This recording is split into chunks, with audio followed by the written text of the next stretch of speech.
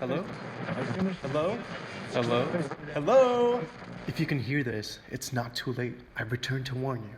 This is Time Pop, a podcast that discusses time travel and pop culture. There are spoilers. I've seen the future, and nothing is sacred to these folks. Your past, present, and future are sure to be ruined. Even if you could go back in time, as I have, you will never forget what you are about to hear. You've been warned. This is Time Pop. Things are happening.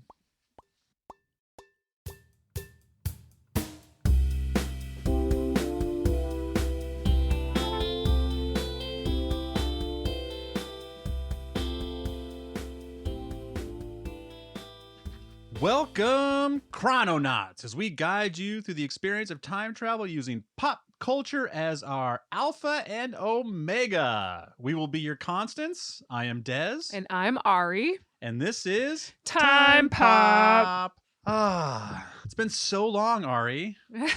It's been 5 minutes. Took a nice little break from our last recording. I'm glad we're just glad we're here. I'm still glad we're here. Yeah.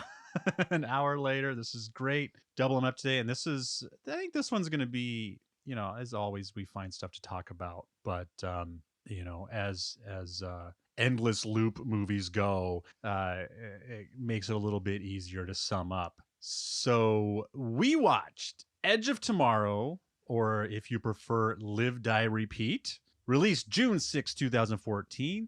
113 minutes, rated PG-13, directed by Doug Liman, who did Swingers and Born Identity, so he's all over the place.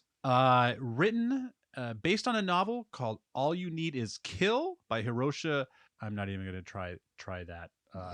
I don't want to butcher. I think I don't know what's more rude, to just skip it or to butcher it. Yeah. So I think I already butchered it. It's Hiroshi. All You Need Is Kill. And, that was the book. And then there's a couple writers on it. But one of the writers I was looking up all the writers, Christopher McQuarrie, who basically, from what I can tell, is Tom Cruise's right-hand man, and he just Tom Cruisifies whatever movie he happens to be on recently. So, starring Tom Cruise, Emily Blunt, the late, great Bill Paxton, Brendan Gleeson, Noah Taylor, a nice, tight 90% between critics and audience. So, everyone loved this movie. What do I want? A couple of fun facts here. So I think it's interesting. They started filming this movie without an ending. As far as the script goes, of course, I'm sure the book had a nice ending, but the screenplay, they hadn't quite figured it out yet. So they started filming while they were banging that out. Lyman opted to finish the script during principal photography. McQuarrie at one point suggested adding a twist involving the mimics figuring out Cage's attack on Paris and resetting the time during his strike, which would have made this a very long movie. And he actually says here he discarded it because you were so exhausted by that time you got to that point. And I thought this was interesting. On the research I did, I found the word humor and comedy come up a lot. I was like, am I researching the wrong movie? Is there an Edge of Tomorrow that's a comedy? And then after that, after I did some research before I watched, I laughed out loud a lot at this movie, like a shocking amount. And I think they knew, because of all the death that was going to happen, we're going to have to see, our stars die a lot. They knew they were going to have to lighten it up and make them understand that. Tom Cruise said, with all these deaths and trying to lighten it up a little bit, and knowing you're going to some days dying, that you're going to have to reset this and try again. Imagine Wile E. Coyote and the Roadrunner as you're writing this, which I think is great that they knew that even while they were writing that, they're going to have some fun with what could be, we love these kind of movies, so we're in for the ride. But for a lot of movie watchers, this could be an extremely dark movie to watch. Ari, opening thoughts? You want to jump in your overview? Opening thoughts for me would be, when I first saw this movie, I knew nothing about it. I hadn't even seen a trailer. And the title tells you nothing. The Edge of Tomorrow, you have no idea what it's about. So I remember the first time it resets in the movie, I literally went, really? It's gonna be one of those movies. And Really? I was so turned off by it. And I was like, great, great. It's gonna be one of those movies. I just wasn't, I don't know, I wasn't in that mindset. I wasn't ready for that. And then you keep going, and then shortly after that, you're like, oh, this is really good. Like they did it well. Yeah. And turned out to really like the movie. So Well, and like you said, Edge of Tomorrow has, nothing to do with it. I think it's mostly interesting that they rebranded this movie as Live, Die, Repeat, just because I'm surprised more movies don't do that. I just don't do what? rebrand a movie or retitle a movie or because when this came out, it was Edge of Tomorrow. It had an okay opening weekend, and then it wasn't getting great reviews, and so then they didn't change the title of the movie, but they put the title in small print at the bottom of the poster, and then Live, Die, Repeat in giant letters.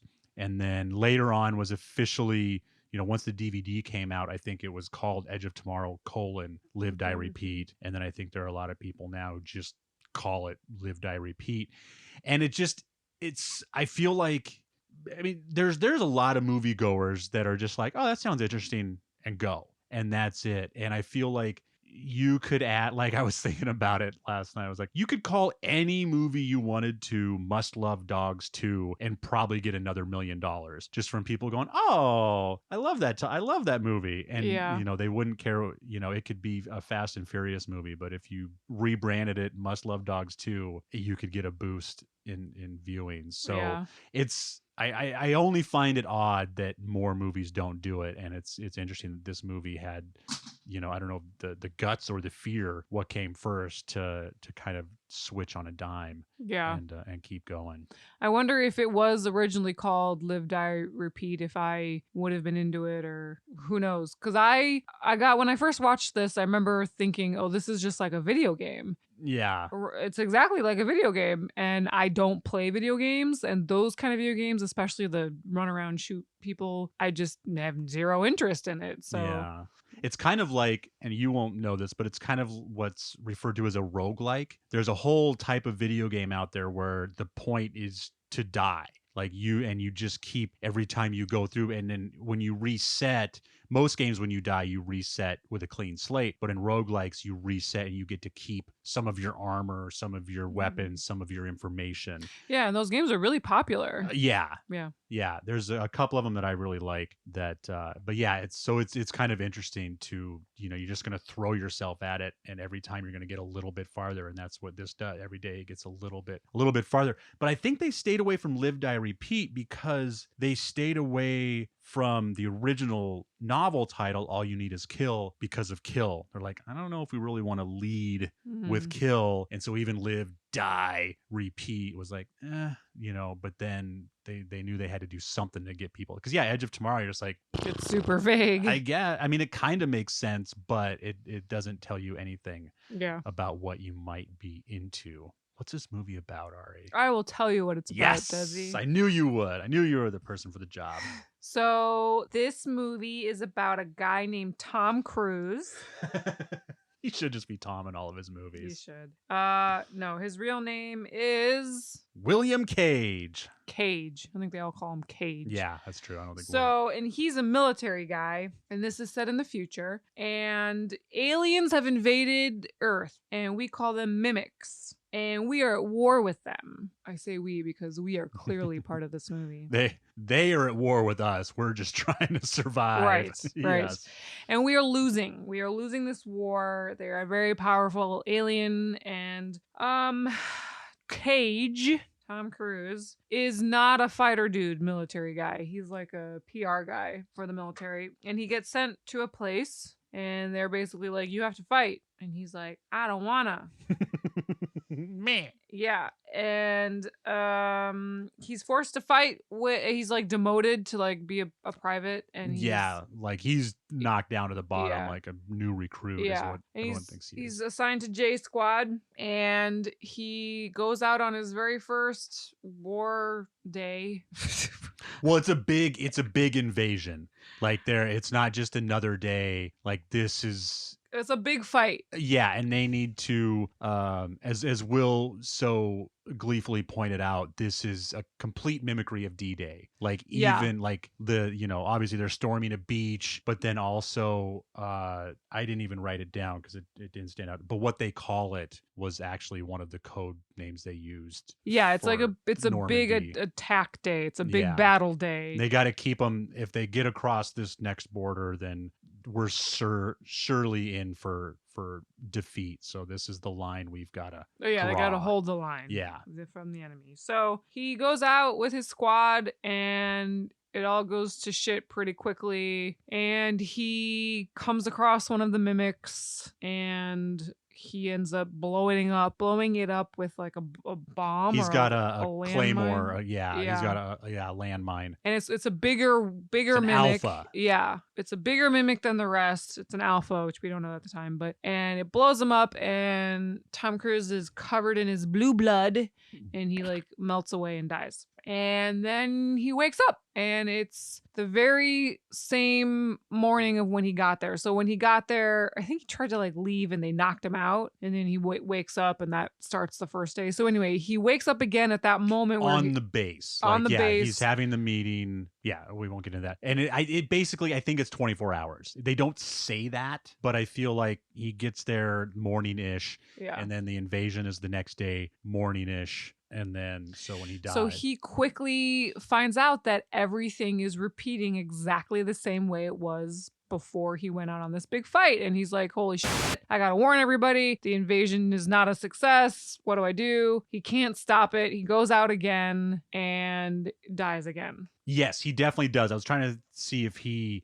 Oh, yeah. So on day 2, he runs into... Hero Lady? Is it day 2 or day 3 that he runs into her? I think it's day 2. Okay, well, he eventually runs into Hero Lady, as I'm going to call her. Full Metal Bitch. Yes, and she's played by Emily Blunt. That lady. And she is a quote-unquote hero because in some other battle in the past of this war, she killed like a lot of mimics. She won it. She won the battle. She was amazing, and they kind of equated it to her, but also to this like armor suit thing that they wear, and she's like the hero of that battle, and they have like posters of her, so I call her Hero Lady. So she's the recruiter of this war now. She's the Uncle Sam, your military needs you. So a few of these loops keep happening. So he goes out and tries to fight and dies and starts over, and he tries a different way and he dies. And that's part of the humor in it. Like,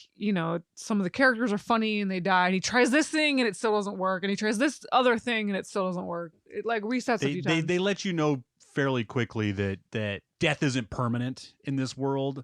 So we're going to kind of have some, and all these other people apparently come back too, because they're in theory in his loop as well. Just like a video game. Who knows? Yeah. If there are multiple timelines, then most of them are bad places. But in timeline alpha, Tom's timeline, death is not permanent. Right. So he comes across Hero Lady, and she soon realizes that he is looping.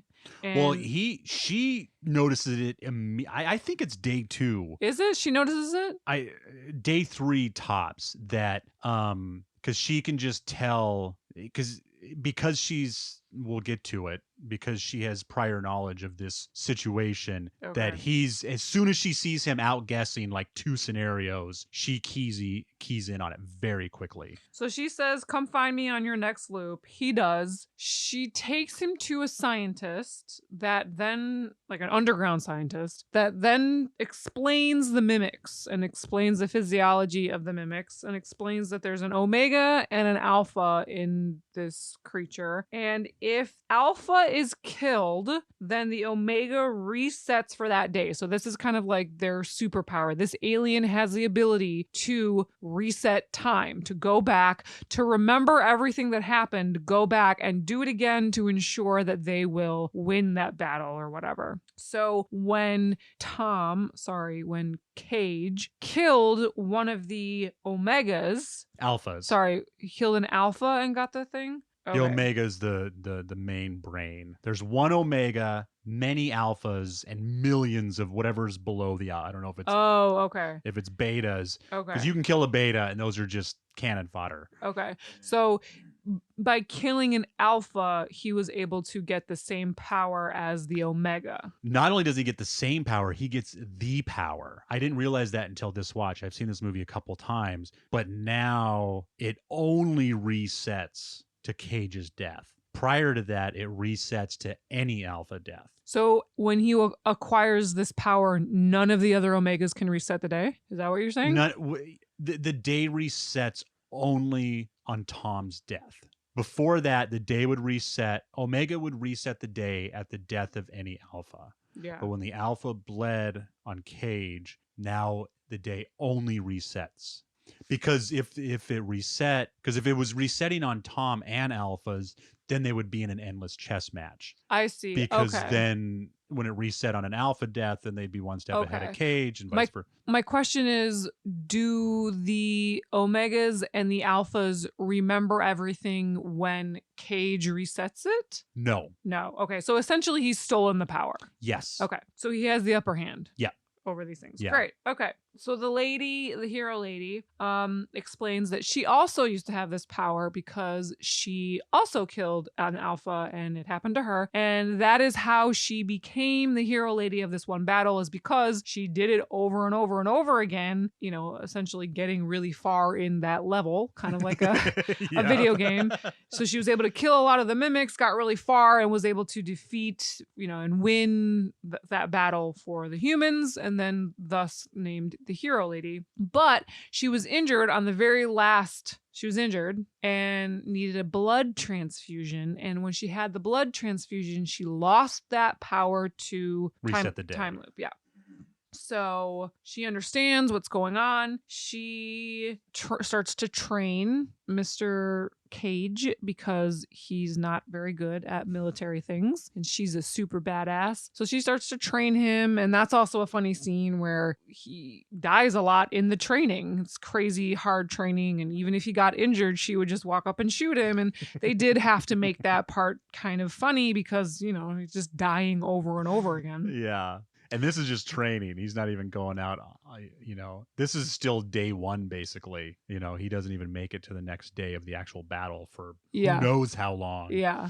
So the scientist guy lets them know that if you kill the Omega, like the main important alien thing, that it will end the invasion. Yes. That it will stop all the mimics, kind of like chopping off the head of the snake kind of a thing. They discover that the Omega is in France. Some stuff happens. Yeah. We'll skip over that. Yeah, totally. So they discover that the Omega is in the Louvre at France. So real quickly, what steps up the timeline too is how he finds out is he starts to have visions, and those visions are part because the Omega's onto him. And they have like a psychic connection or something. Yeah. Now, after a while, the Omega, though they can't really do anything about it, becomes aware that they've lost the power to reset the day. And so it starts to search for Cage and find him.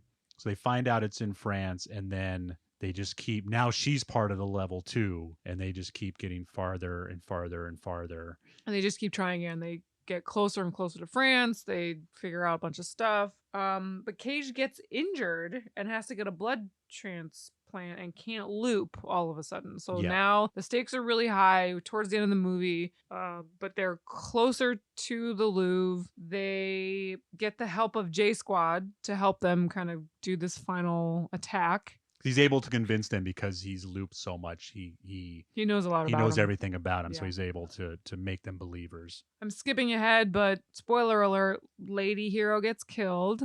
Aww. Yep.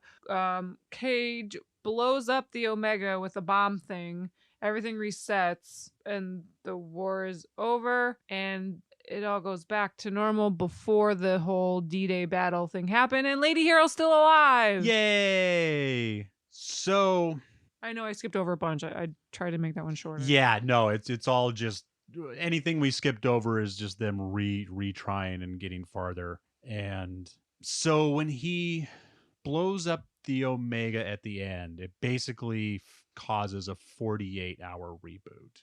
Why? I don't know. Do you? I mean, there's a moment where he blows it up, but then the blood goes over him again. Like he's kind of oh, that's right. They do show the Omega blood. on him. Yeah, that's right. So I guess that would make sense if the Alpha causes a 24-hour. Then if we're going to buy that theory, which we have for Yeah. watching this movie, then the Omega is going to cause a larger. I'm trying to think. I'm trying to remember the very end. Because the first time he's on this plane, he's going in to just make a sales pitch, basically, and then he gets hit over the head and drug into battle. But what happens when he gets? Are they just like? They're just announcing that the war is over and that they've won. Oh, that's right. Because now that the Omega isn't controlling them, no one's really of the wiser. They just feel like we're getting the upper hand and we're making this. Because I bet there's probably still alphas and betas out there. They just don't have the big brain, the reset type of situation. It made it seem like if these mimics did not have the ability to reset time, they wouldn't have had a chance. Yeah. Yeah, this was their kind of no more of a chance. It would have been a fair fight. Yeah. It wouldn't be this massive slaughter that every battle was. Yeah. Up until this point. This is one of those movies that I time travel aside and loving that, like I'm so interested in the mimics more, and I would love to see the prequel to learn more about the mimics and how they. Why did they call them mimics? Do you remember? Because I looked this up a little bit, because their ability to mimic military strategy, and probably, I mean, because they have the ability of time travel, like every time you take one step left, they take one step left. They just basically mirror your actions in order to get the upper hand. So I think it's something that is explored more. That makes sense. Book. That's probably what it is. Yeah, there was other things. I think in the book they talk about how I think it crash landed in the ocean, and it actually, the first creature it came in contact with, I think may have been an octopus or something, and I think it kind of fused with that, and they kind of I may be speaking out of school, but I feel like I read, because it was one of those dumb things, I just didn't even question it, just like, yeah, they're called mimics, whatever. And then Kelly and Will were like, why are they called mimics? It's weird. And so I did a little bit of research on it. I got exhausted watching, just imagining the daily ritual of having to escape his squad and having to sneak into Emily Blunt's practice and convince her every day. Just just like in Groundhog Day, like I imagined myself just sneaking away with a bottle of tequila more days than not. Yeah, I'm sure there were days where he's just like, I don't want to do this. I'm staying in my bed. If they throw me in jail for not getting on the plane to this battle, fine. And I'll just hang myself in my cell. Yeah, I'll just sit in this cell till I don't want anymore, and then I'll kill myself. I'm sure there were those days. Yeah, because they show him sneaking off once for a beer, but they kind of allude to the idea that this isn't his first time, because I don't think I realized until this watch that that's like during the battle. Yeah, like while his squad and all the squads are getting slaughtered on the beach, he's sitting in a pub with a bunch of old timers. I mean, that part is at least, within the first hours of him waking up after the reset. Think about the ones where he got really far with her, out into the farmland of Europe, and then something happened, and then having to reset however long that took. Yeah. That must have been the more exhausting. Yeah. Just like, we almost made it. Yeah, and I've been in those video game levels, those 45-minute levels, and I'm almost there. So frustrating. So yeah, I don't know, we maybe covered this. What do you think about this movie in general? I liked this movie, even I liked it the second time. I liked it more the second time when I saw it. Even though I'm not big into video games and shoot 'em up games, I really liked this movie. It was well done, It was entertaining. It did have the humor. It had a little bit of the love story slightly, and yeah, all around pretty entertaining movie. Thank you for listening to Time Pop. Please like and subscribe, and tell a neighbor or friend about it so you can share a discussion of your own on the topic of Edge of Tomorrow, / live, die, repeat. This one was kind of short, If you want to know more about this whole repeat thing, check out our episode on Groundhog's Day, where we dig into that general concept a little bit deeper. Stay tuned to social media for ongoing discussions about episodes and a heads up on what film is coming up next in case you would like to play along. You can find us at What Sounds Awesome on Facebook and Instagram and at Sounds Awesome 2 on Twitter. And our Time Pop specific feeds are at tpop9216. Please feel free to email us directly with questions and comments on wesoundawesome@gmail.com. Don't be shy if you're catching up on old episodes. We would still love to hear new thoughts on old shows. And definitely let us know about a movie you would like to hear us discuss on a future entry. And also check out whatsoundsawesome.com to hear what else sounds awesome. Something else that's going to be sounding awesome very soon is a new podcast called All the Answers. I'm just going to leave it at that. It is starring Katie and Cassidy, and they have all the answers. It's a great new show. They are two awesome people that have great things to talk about. They get a little bit deep in a very fun way. If you want to check them out, go to the social medias at All Answers Pod, at All Answers Pod, and you may be highlighted in one of these early episodes that we will start releasing sometime in March. Ari and Des will be back in 2 weeks with a new Time Pop, but if you would enjoy another fun film discussion, tune into Rotten Popcorn next Wednesday starring Scott and Des.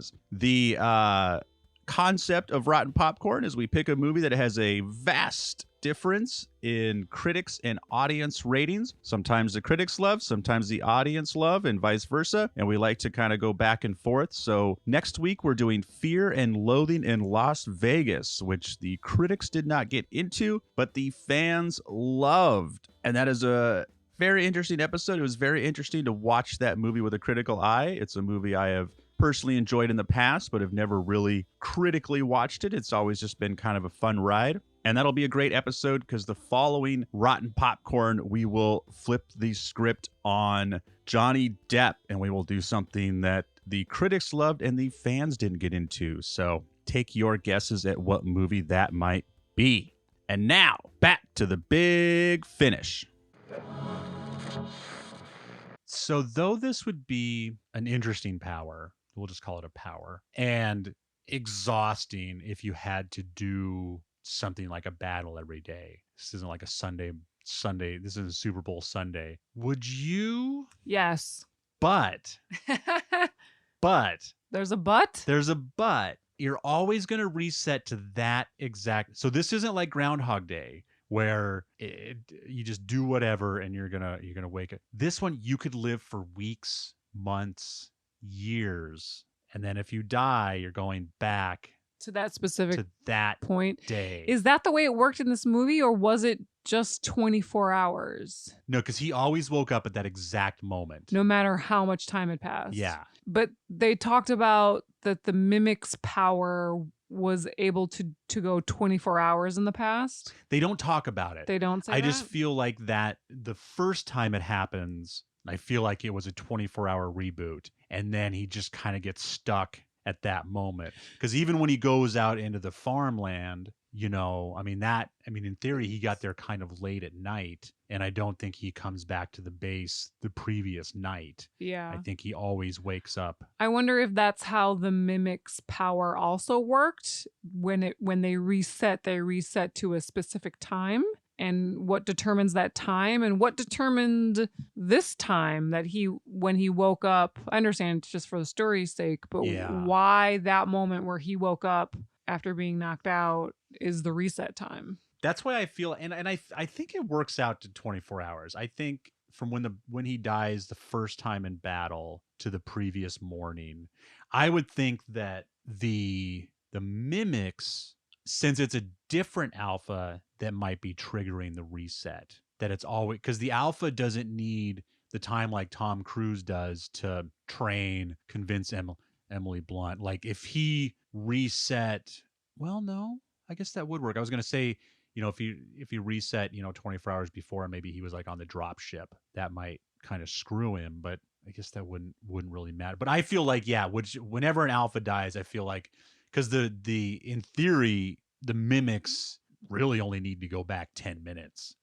since they're such a giant organism, and every time something dies, they just need to get the upper hand on that exact situation, and they don't really need to reset the whole battle again. So if I had this power and it was resetting for 24 hours, I would absolutely use it. But if it was resetting to a specific day, I would not reuse it. Because if let's say you've lived years and you're like, oh, I want to reset, but I got to go back 5 years in the past, I would not. This person I fell in love with, I gotta convince them Yeah. I'm a good person again. I mean, unless there was something major, like somebody was dying or Yeah. something super tragic was happening, I probably would not use it. But if it's someone else, that's just your timeline. Yeah. So, do you think there's multiple timelines in this? You mean every time he resets, is it a new timeline? Yeah. Could be. I think I will choose to have it just be the same timeline resetting. Because I'm just imagining how many Emily Blunts are in the brig from shooting a fellow private in the head during a training montage. Yeah. This one feels like, they don't really lead into it, it's all about Tom Cruise, so it's all about his main timeline. But I feel like this could be a multiple timeline. Would you use this power if you had it? Same with you. If it's 24 hours ago, no matter when I die, I use it constantly. I get the upper hand on every day, and I win all the time. I mean, you could play the lottery. You would be so rich. You would the things you could do with this. You would run the world. Yeah, you would appear to have superpowers. No, I would parkour everywhere. But you would have to carry a gun on you at all times. I mean, again, if we're playing in this world where a blood transfusion ruins it all. But yeah, I think I feel the same way as you. Like, yeah, but if I reset, I mean, if you're always going to reset to whatever today is, January 29th, 2020, then it becomes more of a curse than a blessing when you're just like, oh, I accidentally died again. Like, you're basically a vampire at that point. Again, that's where having a family, if you're a loner out in the woods, like, who cares? Whatever, do it again. Yeah. But when you got loved ones and responsibilities, this seems like a pain in the ass. So yeah, Edge of Tomorrow, Live Die Repeat. Hopefully they'll do Live Die Repeat, which is in. I thought it was more. I thought it was farther along because I've been hearing rumors about that for a long time, and for some reason I thought it was coming out this summer, and I looked it up again last night, and it's a rumor at best. But I think it'll hopefully they'll do it. I think it'll be interesting. Yeah, this one's just so straightforward. We're done. Thank you, Ari. Yeah, absolutely. It was a great day. Thank you out there for listening. Until next time, this is Desmond McNeese. And Ariel Gala. Bye.